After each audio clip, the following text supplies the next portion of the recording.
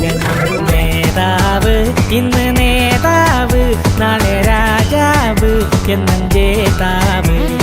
നേതാവ് ഇന്ന് നേതാവ്, നാളെ രാജാവ് എന്നും ജേതാവ്.